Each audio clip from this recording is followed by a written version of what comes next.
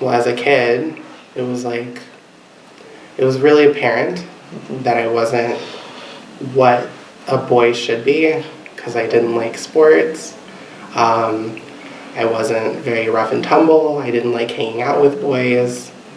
I was more into hanging out with girls, dressing up, wearing makeup, different types of frilly clothing. I identified more with women that were on TV rather than any type of male role models a young boy should have. So the first time that I realized that I was trans was probably in my teens, but I suppressed that enough because I already knew that I was, at the time, what I thought was a freak, and I didn't really want to get any more backlash from people than I already was getting. So, yeah, I didn't really, it wasn't until I was 24 now, so 22 when I like fully embraced who I was.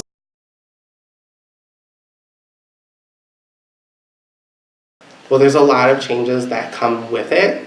Emotional changes definitely happen. Whether it be anger, being very weepy. There's a lot of different emotional changes, and mental too, for some people that aren't as prepared for it. My body's changed definitely. I guess the word would be a little bit more voluptuous. There's some soreness involved, especially around the breast area. It's harder to lose weight now, being on HRT, which is hormone replacement therapy.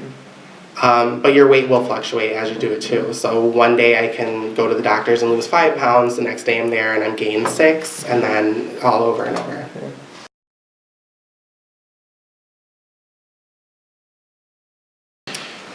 My family was very supportive because they already went through the whole coming out as, my process was I came out as bisexual, then I came out as gay, like a bisexual male, a gay male, and then I came out as a trans woman, finally. So they had kind of gotten through the ringer on everything else, so nothing is like really gonna, it was shocking. I'm not gonna say it didn't shock them, but it came to a surprise, but they were very supportive. And they helped me in any way they could. They're still learning things, like they got my name down, Madison, but it's harder still for them. They're still gaining control in the pronouns. So instead of saying she and her, sometimes they'll say he and him. What about your friends? I don't have a lot of friends, just because growing up I was more of an observer, I guess, not so much as someone who made friends easily because I just didn't feel right in my own skin.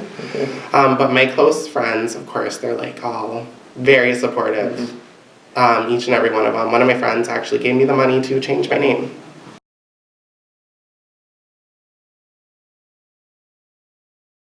I have had a few instances in the dating world, but not so much in real life. I think it's because, like, I mean, I get told that I look very natural, very passable in most cases.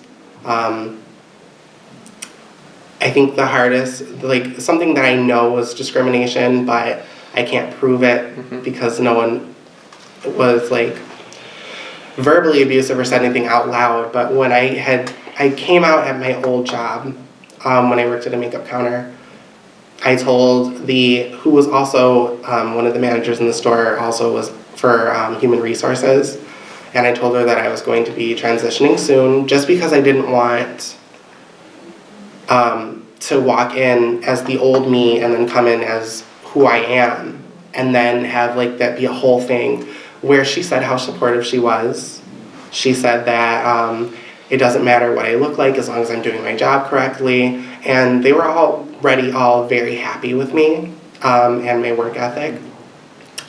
And then after I did that, within that month, they started telling me that my work, I wasn't doing as much, that my work has suffered, I'm not getting out on the floor and trying to sell like I am, when mind you I was. Most people that have been working there for years never even left their counter, and I was up and down the floors on the escalators, talking to different women, and trying to get them back to my counter. So I know I was doing the best that I could, and in that instance, I do believe that I was being discriminated against, and I ended up quitting because they threatened to fire me if things weren't better.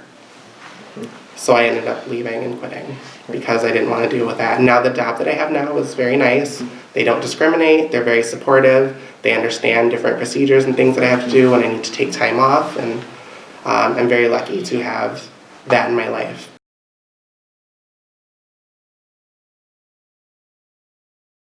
I've definitely found some new people. I have this very great counselor that I'm actually going back to at a time I couldn't because I was really busy and didn't have the money.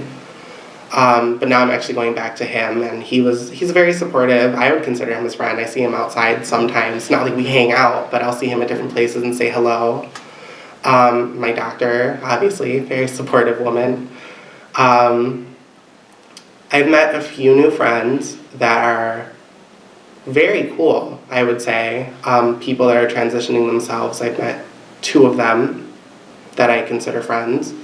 I don't really get out much to meet new people. But I've met people, I've talked to people that are just very nice, very supportive. Like acquaintances that I know, like over Facebook, or like Facebook friends that I've had in college or high school that would text or call or even message and just be like, I've seen what you're going through, and you know what I mean, if you ever need anything, I'm here for you. So that was very sweet of them, considering they don't even have to do that.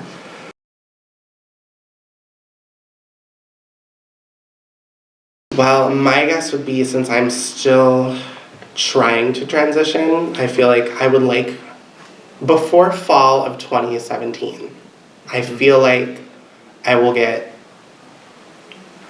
most of it done.